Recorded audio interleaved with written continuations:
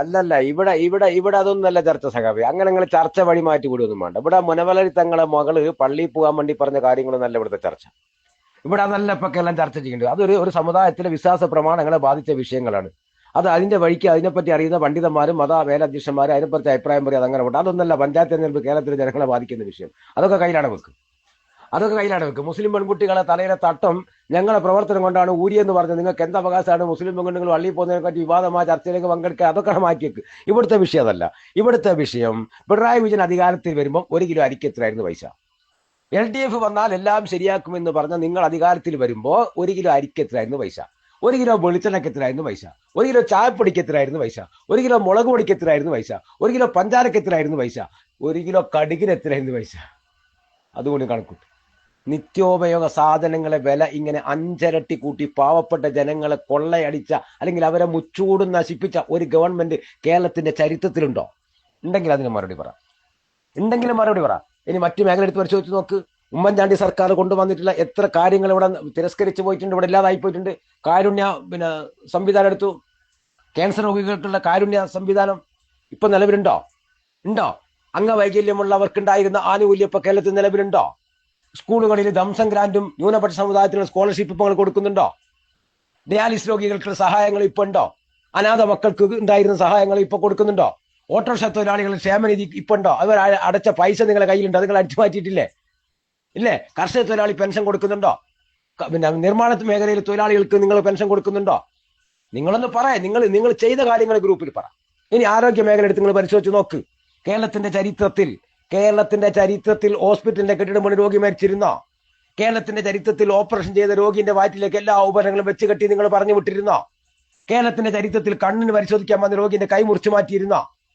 Medical കോളേജിന് മുമ്പിൽ പാവപ്പെട്ട രോഗികൾക്ക് OP ടിക്കറ്റിന് ഇത്രത്തോളം പൈസ വർദ്ധിപ്പിച്ച ഒരു കാലഘട്ടം ഉണ്ടായിരുന്നോ? നിങ്ങളൊന്ന് പറയാൻ കേൾക്കട്ടെ. ഒരു രോഗിയാണ് വാട്സപ്പിലൂടെ വോയിസ് ഇട്ടത്, എനിക്കൊരു ചികിത്സയും കിട്ടിയില്ല എന്ന് പറഞ്ഞ പാവൻ രോഗി വോയിസ് ഇട്ട് മണിക്കൂറുകൾക്കുള്ളിൽ ചികിത്സ കിട്ടാതെ രോഗി മരിച്ച സംഭവം കേരളത്തിന്റെ ചരിത്രത്തിൽ ഉണ്ടായിരുന്നോ?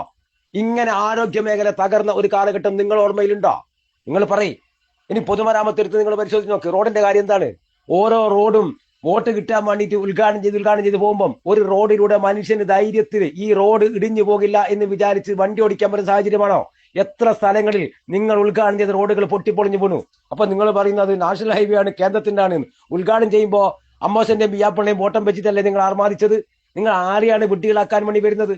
ഏത് മേഖലയിലാണ് നിങ്ങൾക്ക് ഒരു പുരോഗതി കൊണ്ടുവരാൻ? വിദ്യാഭ്യാസ മേഖല എടുത്ത് പരിശോധിച്ച് നോക്ക്. നിങ്ങൾ വിദ്യാഭ്യാസ മേഖല എടുക്ക്. എന്താണ് വിദ്യാഭ്യാസ മേഖല അവസ്ഥ? നിങ്ങൾ സർക്കാർ അധികാരത്തിൽ വന്നേരം എത്ര വട്ടമാണ് ഇവിടെ പരീക്ഷാ പേപ്പർ ചോർന്നത്? ഏതെല്ലാം പരീക്ഷന്റെ പേപ്പറുകൾ ഇവിടെ ചോർന്നു? ഏതെല്ലാം പരീക്ഷന്റെ പേപ്പർ ചോർന്നു? നിങ്ങൾ ആർക്കൊക്കെ ഡോക്ടറേറ്റും ഡിഗ്രിയും ഒക്കെ കൊടുത്തിട്ടുണ്ട്? ഏതിന്റെ പിൻബലത്തിൽ? മാധ്യമങ്ങളും ദൃശ്യമാധ്യമങ്ങളും ജനങ്ങളും രാജ്യത്ത് ചർച്ച ചെയ്തില്ലേ? നിങ്ങൾ കള്ള ഡിഗ്രി കൊടുത്തവരെയും ചാൻസലർ ആക്കി നിർത്തിയവരെയും കോടതി കുന്നിക്ക് പിടിച്ച് പുറത്താക്കിയില്ലേ? ഇങ്ങനെ ഗതികെട്ട ഒരു വിദ്യാഭ്യാസ മേഖല കേരളത്തിലെ ചരിത്രത്തിൽ ഉണ്ടായിരുന്നോ? ഇനി ആഭ്യന്തര വകുപ്പ് എടുത്ത് നിങ്ങൾ പരിശോധിച്ച് നോക്ക്. ആഭ്യന്തര വകുപ്പിൽ എന്താണ് നടക്കുന്നത്? എത്ര ആളുകൾ, വർഗീയ വിഷം ചീറ്റിയ ആളുകൾ ഈ നാട്ടിലൂടെ സ്വൈര്യവ്യവഹാരം നടത്തുന്നുണ്ട്. ഈ നാട്ടിൽ ഇങ്ങനെ ലഹരികളും അതുപോലെ തന്നെ സാമൂഹ്യ വിരുദ്ധരും അടിഞ്ഞാടിയ ഒരു കാലഘട്ടം ഉണ്ടായിരുന്നോ? ഇങ്ങനെ കൊലപാതകം ഉണ്ടായിരുന്ന ഒരു കാലഘട്ടം ഉണ്ടായിരുന്നോ? ഇങ്ങനെ പീഡനം ഉണ്ടായിരുന്ന ഒരു കാലഘട്ടം ഉണ്ടായിരുന്നോ? അച്ഛനെ മക്കൾ കൊല്ലുന്നു, മക്കളെ അച്ഛൻ കൊല്ലുന്നു, മകളെ അച്ഛൻ ബലാത്സംഗം ചെയ്യുന്നു, അമ്മയെ ബലാത്സംഗം ചെയ്യുന്നു. ഇങ്ങനെ സാമൂഹ്യ അന്തരീക്ഷം തകർന്നു പോയൊരു കാലഘട്ടം കേരളത്തിന്റെ ചരിത്രത്തിലുണ്ടോ? ഉണ്ടെങ്കിൽ സഖാവെന്ന് പറഞ്ഞ് കണക്ക് വെച്ച് പറ. നിങ്ങൾ ഉമ്മൻചാണ്ടി സർക്കാരിന്റെ 5 കൊല്ലത്തെ ഭരണവുമായിട്ട് താരതമ്യം ചെയ്ത് പറയുകയാണെങ്കിൽ അങ്ങനെ വാ, നമുക്ക് തെളിവുകൾ വെച്ച് സംസാരിക്കാലോ. ഇങ്ങനെ തകർന്നു പോയ കാലഘട്ടം കേരളത്തിന്റെ ചരിത്രത്തിൽ ഉണ്ടായിരുന്ന? നിങ്ങൾ 2000 രൂപയുടെ പെൻഷൻ കൊടുക്കുന്നു പറയുന്നു. ഈ പെൻഷന് നിങ്ങൾ എവിടുന്നാണ് പൈസ എടുക്കുക? ആ പെൻഷൻ കാരണം നിങ്ങൾ എന്നെ നിയമസഭയിൽ പറഞ്ഞതാണ്. കേരളത്തിന്റെ ഖജനാവില് കോടിക്കണക്കിന് രൂപ കടത്തിലാണ് നമ്മൾ പോകുന്നത്. കടം കൊണ്ട് നമ്മൾ മുണ്ട് മുറുക്കി എടുക്കണമെന്ന് പറഞ്ഞ് നിങ്ങൾ 2000 രൂപ പെൻഷൻ കൊടുക്കുമ്പോൾ ഈ പെൻഷൻ കൊടുക്കാനുള്ള സാമ്പത്തികം നിങ്ങൾ എവിടുന്ന് കണ്ടെത്തി? നിങ്ങൾ അതിദാരിദ്ര്യമില്ലാത്ത സംസ്ഥാനം എന്ന് പ്രഖ്യാപിച്ചില്ലേ? ഈ അതിദാരിദ്ര്യമായ ഇല്ലാത്ത സംസ്ഥാനം പ്രഖ്യാപിക്കാൻ വേണ്ടി നിങ്ങൾ എന്താണ് ചെയ്തത്? അതുകൊണ്ട് ഉണ്ടാകുന്ന ഗുണം എന്താണ്? ആർക്കൊക്കെ അതുകൊണ്ട് ഗുണം കിട്ടി? ഇതൊക്കെ ഒന്ന് ജനങ്ങൾ മുമ്പിൽ പറസകാവേ. അത് കേട്ടിട്ട് നിങ്ങൾക്ക് വോട്ട് ചെയ്യാം. അല്ലാതെ നിങ്ങൾ പെണ്ണ് കേസും അതുപോലെ തന്നെ തങ്ങളെ മോള് വള്ളിയിൽ പോകാൻ വേണ്ടി പറഞ്ഞില്ല. ഇതൊന്നല്ല പഞ്ചായത്ത് തെരഞ്ഞെടുപ്പ് കേരള ജനങ്ങളെ ബാധിക്കുന്ന വിഷയം. ഓരോരോ വിഷയം എടുത്ത് നിങ്ങൾ പരിശോധിച്ച് നോക്ക്. ഇവിടെ കർഷക തൊഴിലാളികളായിട്ടുള്ള ആളുകൾക്ക് പണിയുണ്ടോ നാട്ടില്? നിങ്ങളൊന്ന് പറ, സത്യസന്ധമായിട്ട് പറ. നാട്ടിലെ തൊഴിലാളികൾക്ക് പണിയുണ്ടോ? ആരെങ്കിലും തെങ്ങിന് തുറക്കിപ്പിച്ച് വളടിക്കുന്നുണ്ടോ? ആരെങ്കിലും വയലിൽ പണിയെടുപ്പിക്കുന്നുണ്ടോ? ആരെങ്കിലും പറമ്പിൽ പണിയെടുപ്പിക്കുന്നുണ്ടോ?